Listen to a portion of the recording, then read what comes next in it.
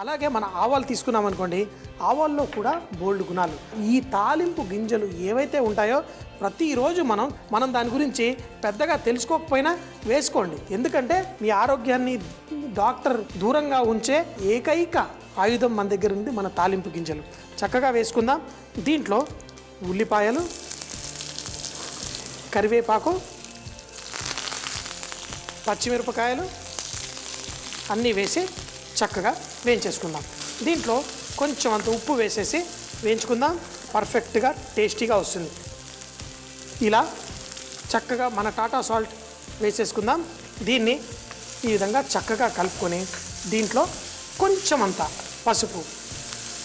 పసుపు గురించి కూడా మీకు చెప్పాలంటే ఆయుర్వేదంలో మన యాంటీసెప్టిక్ ఎన్నో గుణాలు ఉన్నాయి. ఒకప్పుడైతే అమెరికాలో దీంట్లో ఉన్న అద్భుతమైన గుణాలని పేటెంట్ చేయడానికి కూడా ట్రై చేశారు. కొన్ని వేల సంవత్సరాలుగా ఈ పసుపులో ఉన్న గొప్పతనాన్ని వాడుతున్నాం. అయితే ఎటువంటి దాంట్లో అయినా, ఎందుకంటే ఒక పేటెంట్ వచ్చిందంటే అది అన్ని వాటిలలో వాడడానికి అవకాశం ఉండదు. ఈ పసుపులో కూడా ఎన్నో అద్భుతమైన గుణాలు ఉన్నాయి.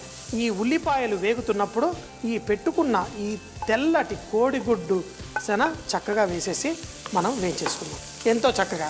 మరి మీకు డౌట్ అక్కర్లే, మన బీన్స్ రంగు చక్కగా పర్ఫెక్ట్గా ఉంది. మరి ఇందులో వేసిన తర్వాత కూడా దాని రుచి చాలా పర్ఫెక్ట్గా ఉంటుంది. కోడిగుడ్డుని ఇలా వేయించుకుంటూ కొంచెం అంత కారం వేసేసుకుందాం.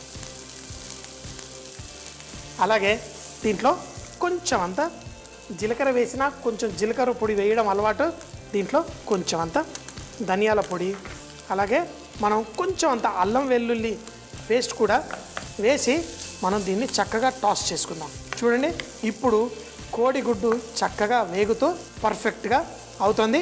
ఇందులో ఈ బీన్స్ ఇలా కోడిగుడ్డు మనం వేయించుకోవడం వల్ల అది చక్కగా మంచి టేస్టీగా తయారవుతుంది.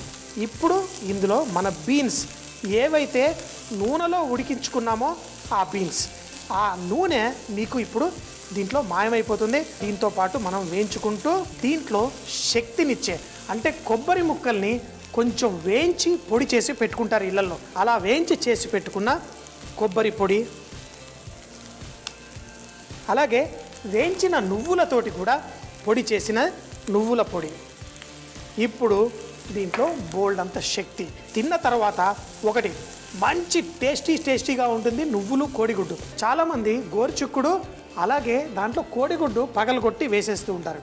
అది రుచిగానే ఉంటుంది, కానీ ఇలా చేసుకుంటే మాత్రం చాలా గొప్పగా ఉంటుంది. మరొక్క నిమిషం పాటు వేయించేసుకుందాం.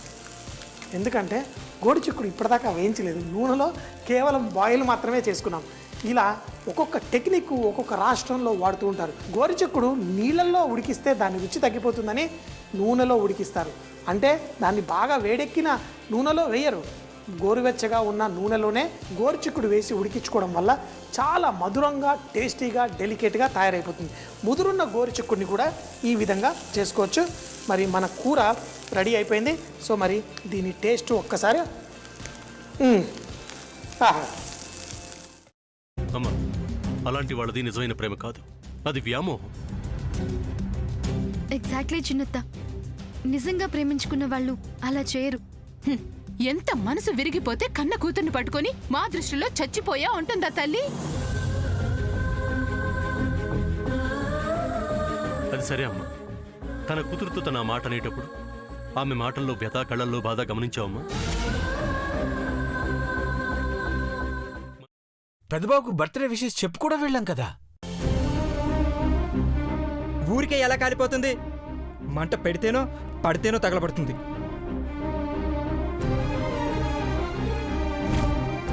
కరెక్ట్ చిన్నబాబు, నీకొచ్చినట్టే నాకు డౌట్ వచ్చింది. పార్వతే షర్టును తగలబెట్టిందనుకుంటా.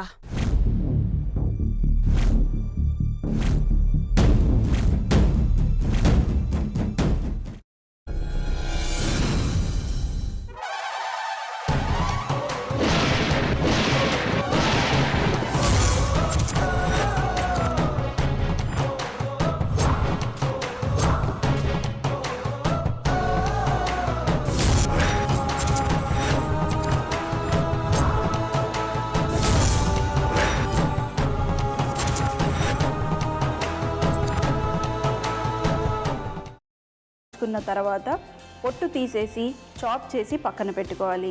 ఒక ప్యాన్లో కొద్దిగా నూనె వేడి చేసి అందులో ఆవాలు, మినప్పప్పు, శనగపప్పు, కరివేపాకు, సన్నగా తరిగి పెట్టుకున్న ఉల్లిపాయలు వేసుకుని 1 నిమిషం పాటు వేయించుకోవాలి. ఆ తర్వాత కాల్చి కట్ చేసి పెట్టుకున్న వంకాయని కూడా అందులో వేసుకుని బాగా మిక్స్ చేసి బౌల్లోకి ట్రాన్స్ఫర్ చేసుకుని అందులో తగినంత చిక్కటి పెరుగు లేదా పల్చటి పెరుగు వేసుకుని మిక్స్ చేసి అన్నంతో కానివ్వండి, చపాతీతో కానివ్వండి సర్వ్ చేసినా చాలా బాగుంటుంది.